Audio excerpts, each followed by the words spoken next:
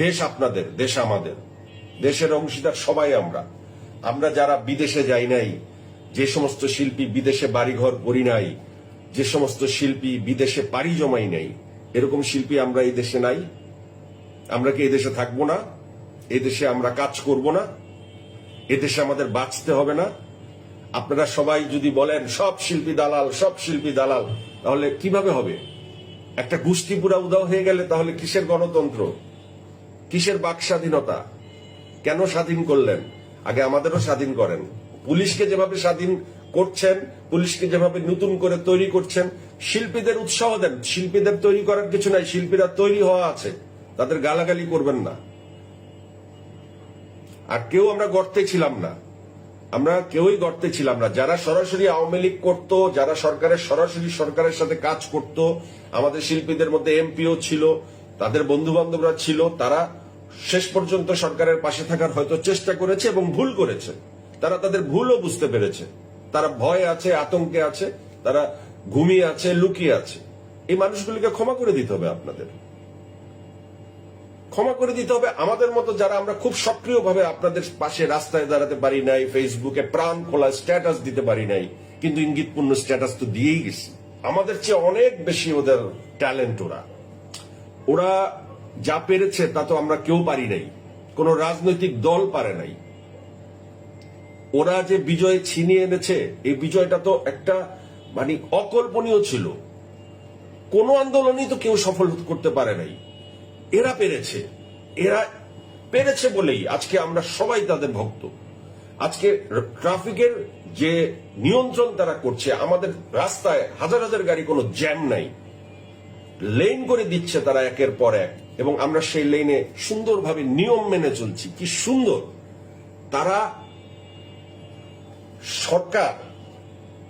তারা সরকারের মতো বোকা আচরণ করবে না যে আমার হয়ে থাকতে হবে, আসো আসো, আমার কথার বাইরে কারো কথা বলা যাবে না, তোমরা সবাই আমার। এ কথা তারা বলবে না। তারা বলবে যে আপনারা বলেন, আপনারা যা খুশি করেন, দেশ আপনাদের, দেশ আমাদের, দেশের অংশীদার সবাই আমরা। আমরা যারা বিদেশে যাই নাই, যে সমস্ত শিল্পী বিদেশে বাড়িঘর করি নাই, যে সমস্ত শিল্পী বিদেশে পাড়ি জমাই নাই, এরকম শিল্পী আমরা এই দেশে নাই। আমরা কি এই দেশে থাকবো না? এই দেশে আমরা কাজ করব না? এদেশে আমাদের বাঁচতে হবে না? আপনারা সবাই যদি বলেন সব শিল্পী দালাল, সব শিল্পী দালাল, তাহলে কিভাবে হবে? একটা গোষ্ঠী পুরা উদাও হয়ে গেলে তাহলে কিসের গণতন্ত্র, কিসের বাক স্বাধীনতা? কেন স্বাধীন করলেন? আগে আমাদেরও স্বাধীন করেন। পুলিশকে যেভাবে স্বাধীন করছেন, পুলিশকে যেভাবে নতুন করে তৈরি করছেন, শিল্পীদের উৎসাহ দেন। শিল্পীদের তৈরি করার কিছু নাই, শিল্পীরা তৈরি হওয়া আছে, তাদের গালাগালি করবেন না।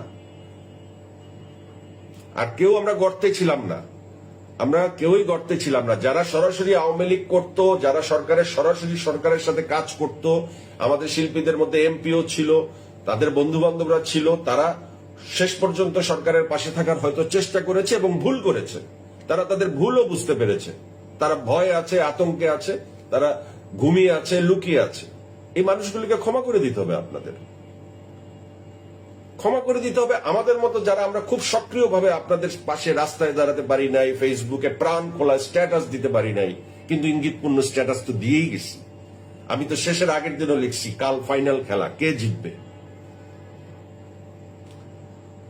ভাই, এত বড় একটা সরকার, 17 বছর ক্ষমতায়, যাকে কেউ নড়াইতে পারে না, তারে আপনারা নড়াই দিচ্ছেন, সরাই দিচ্ছেন, জিরো।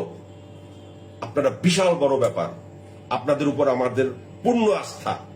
কিন্তু আমরা আপনাদেরও চামচামি করব না, ভবিষ্যতে কোন সরকার আসলে তার চামচামি আর করবো না। আমাদের শিক্ষা হয়ে গেছে।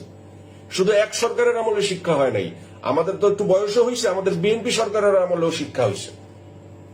অনেকেই ওই দলের জাসাসের সদস্য, অনেকেই আবার ভোল পাল্টায় আওয়ামী লীগ হয়েছে, অনেকেই এখন চুপচাপ। এখন বারবার ভোল পাল্টাইলে দালাল দালাল দালাল শুনতে হবে।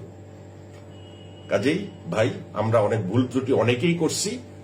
আমরা আসলে ভুল ত্রুটি করলেও আমরা শিল্পী, আপনাদের সম্পদ, আপনাদেরকে যথেষ্ট বিনোদন আমাদের শিল্পীরা দেয়। আপনারা দয়া করে শিল্পীদের পাশে থাকেন, দয়া করে শিল্পীদের পাশে থাকেন, আমার এটা অনুরোধ। আপনি একজন লিখছেন, আপনি মনে হয় জমা শিবিরের বড় দালাল, এই জন্য সবাইকে দালাল বলতেছেন না, আমি বুঝি নাই কথাটা। আমি কিন্তু স্পষ্ট বলছি যে না, আপনাদের কমেন্টসে আপনারা সবসময় দালাল দালাল লেখেন শিল্পীদের নিচে, এই জন্য আমি বলছি দয়া করে বললেন না, কারণ তারা ডিমোরালাইজড হয়ে যাচ্ছে। শিল্পীরা তাদের আত্মবিশ্বাস হারিয়ে ফেলছে। শিল্পীরা এই উৎসবের অংশীদার হবে না কেন?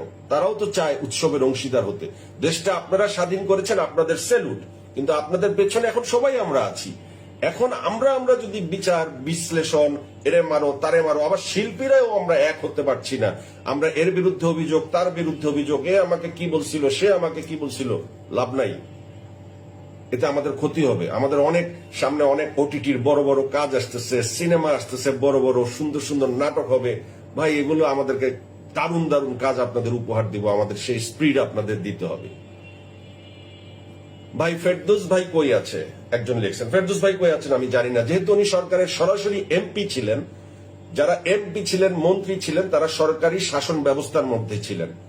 যদি অবশ্যই বিচার হয় এবং বিচারে সরকারের ভেতরে যারা আছেন, সরকারের এমপি যারা আছেন, সরকারের মন্ত্রী যারা আছেন, তাদের বিচারও হবে এবং সেখানে ফেরদৌস ভাই আছে। কিন্তু ফেরদৌস ভাই আর রিয়াজ ভাই কিন্তু এক জিনিস না। আমি বলতে চাই যে আমাদের শিল্পীরা অনেকেই এখন একটু ডিমোরালাইজড, মানে একটু কেমন যেন থমকে গেছে।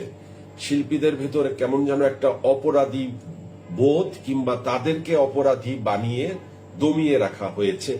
তাদেরকে এক ধরনের এটা মেন্টাল টর্চার, যে তাদের নামে নানান ভাবে তাদেরকে একটা ফেসবুকে তাদেরকে কুৎসা রটিয়ে তাদেরকে খুবই মেন্টালি মানে একদম নিচে ফেলে দেওয়া হচ্ছে। কিন্তু আমি একটা কথা ভাই আপনাদের বলি, যে আমরা দেখেছি যে পুলিশ সরকারের পক্ষে হয়ে ছাত্রদের উপর নির্যাতন করেছে।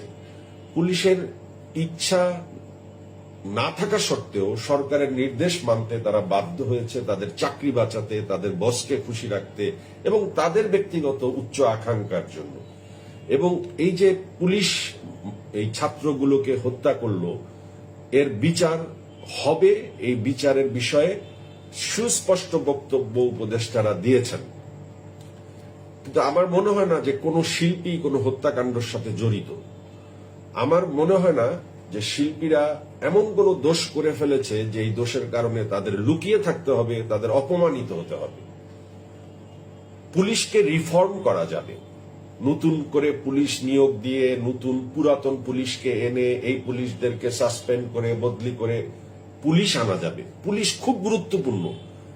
আমাদের ছাত্র ভাইয়েরা আমাদেরকে যেই সেবাটা দিচ্ছে রাস্তায়, আমরা আপ্লুত। কিন্তু ওদের কাজ সবসময় তো রাস্তায় ট্রাফিকের কাজ করা না। পুলিশকে ফিরে আসতে হবে পুলিশের দায়িত্বে, এবং পুলিশ রিফর্ম হয়ে ফিরে আসছে। কিন্তু শিল্পীদেরকে আপনারা কি করবেন? যে বাদ সবাই, যারা যারা আওয়ামী লীগ করতো সব শিল্পী বাদ, নতুন করে শিল্পী তৈরি হবে এই দেশে। আবার একজন চঞ্চল চৌধুরী আবার তৈরি হবে, একজন জয়া আহসান আবার তৈরি হবে, তৈরি হয়ে তারপর তারা আবার অভিনয় করা শুরু করবে, জনপ্রিয়তা পাবে। আগের সবাই বাদ, এটা তো না। শিল্পীরা হয়তোবা কোনো দল করেছে, হয়তোবা 15 বছরের সরকারের আমলে তাদের জাতীয় পুরস্কার থেকে শুরু করে সরকারের সাথে শিল্পীদের ইনভলভমেন্ট সবসময় একটু বেশি, সব সরকারের আমলেই ছিল। এটা একটা গণতান্ত্রিক ভাবে প্রক্রিয়াটি বহু আগেই তৈরি হওয়া, যে শিল্পীদেরকে সরকার খালি কাছে টানে। তখন শিল্পীরা কি করবে? যারা দূরে সরে যাবে তারা তখন ব্ল্যাকলিস্টেড হয়ে যাবে, এটা যেই সরকারই হোক। তখন হয় কি, ওই ব্ল্যাকলিস্টেড হলে শিল্পীরা কাজ পায় না। যেমন ন্যান্সির মতো একজন এত এত এত মধুর কণ্ঠের গায়িকা আওয়ামী লীগের আমলে কিন্তু একদম ব্ল্যাকলিস্টেড ছিল, কারণ কেউ সিনেমায় ন্যান্সিকে দিয়ে গান গাওয়াইতো না, কারণ ওই গান কোনোদিন ন্যাশনাল অ্যাওয়ার্ড পাবে না। সবার চিন্তা থাকতো ন্যান্সিকে নেওয়া যাবে না, অথচ ন্যান্সির গলার উপরে গলা আছে এই প্রজন্মে কারো। শিল্পীরা এইভাবেই ব্যবহৃত হয়েছে, এবং শিল্পীরা ব্যবহৃত হবার জন্যই আজকে শিল্পীরা একদম মানসিকভাবে ভেঙে পড়েছে। বিশ্বাস করেন, প্রত্যেকটা শিল্পী মানসিকভাবে ভেঙে পড়েছে। যারা সামনে ছিল তারা অবশ্যই হিরো, কিন্তু যারা পেছন থেকে সাহস দিয়েছে, মনে মনে চেয়েছে, কিংবা যারা চায়ও নাই, যারা ভাবেও নাই যে এই সরকারকে ফালানো সম্ভব। কারণ এই যে এই আন্দোলন, এই ছাত্ররা যে শক্তি দেখিয়েছে, যে বিজয় ছিনিয়ে এনেছে, এটা আগে এই সরকারকে কেউ পারে নাই, কেউ পারে নাই। যত রাজনৈতিক দল কত আন্দোলন করছে, কত মানুষ মারা গেছে, কেউ পারে নাই। কিন্তু এইবার ছাত্ররা পারছে। ছাত্ররা যে বিজয়টা আনছে, এটা আসলে একটা বিশাল বিজয়, বিশাল মিরাকল। কিন্তু শিল্পীরা বুঝে উঠতে পারে নাই, সব শিল্পী বুঝে উঠতে পারে নাই। আপনারা সব শিল্পীকে এই জন্য সবসময় এখন যদি মনোবলহীন করে দেন, তাহলে তারা আপনাদের সুন্দর সুন্দর কাজ, তাদের প্রতিভা কিভাবে বিকশিত করবে? প্রত্যেকটা শিল্পী একদম ডিমোরালাইজড হয়ে গেছে, প্রত্যেকটা শিল্পী ভয়ে আছে। কেন রে ভাই? ভয়ে তো আওয়ামী লীগ সরকারের আমলে ছিল, ভয়ে তো বিএনপি সরকারের আমলে ছিল যারা আওয়ামী লীগ করত। এখন কেন শিল্পীদের ভয় পেতে হবে? এখন তো ডক্টর ইউনূসের সরকার, এখন তো ছাত্রদের সরকার। ছাত্ররা একটা দেশ যখন স্বাধীন করে, যারা যুদ্ধ করে তারা মুক্তিযোদ্ধা হয়, কিন্তু দেশের বাকি নাগরিকরা সেই যুদ্ধের সুফল কি ভোগ করে না? শিল্পীরা কেন ভোগ করবে না? শিল্পীদেরকে এই ডিমোরালাইজড করা আমাদের ঠিক হচ্ছে না। আমার মনে হয় যে সব শিল্পী, আপনারা সবাই যে যেখানে ঘুমিয়ে আছেন, ভয়ে আছেন, আর ঘুমিয়ে থাকার ভয়ে থাকার সময় নাই। যে যার কাজে আমরা নিযুক্ত হয়ে যাই। হ্যাঁ, আমরা অনেকেই ভুল করেছি। আমরা অতি উৎসাহী হয়ে, আমরা অতি আবেগী হয়ে, কিংবা আমরা অতি ভয়ে, আমরা বিভিন্ন ভাবে আমরা সরকারকে এমন ভাবে সরকারের পাশে দাঁড়াতে চেয়েছি অনেকেই, বেশি বেশি। সেটা অবশ্যই এখন তারা তাদের ভুল বুঝতে পারছে। এই ভুল বুঝতে পারাটাই কিন্তু যথেষ্ট। কারণ একজন শিল্পী আর একজন মন্ত্রী বা এমপি এক কথা না। যে শুধু শিল্পী, তাকে অবশ্যই দাঁড়ানোর জন্য, পুনর্জীবিত করার জন্য, তাকে তার কাজে ফেরার জন্য আপনাদের আগ্রহ দিতে হবে। তাদেরকে দালাল, ব্ল্যাক লিস্টেড এভাবে বলে তাদেরকে হেয় প্রতিপন্ন করা ঠিক হবে না। এই ছাত্রদের সরকার, এই ছাত্রদের বিজয়ের অংশীদার তো আমরাও।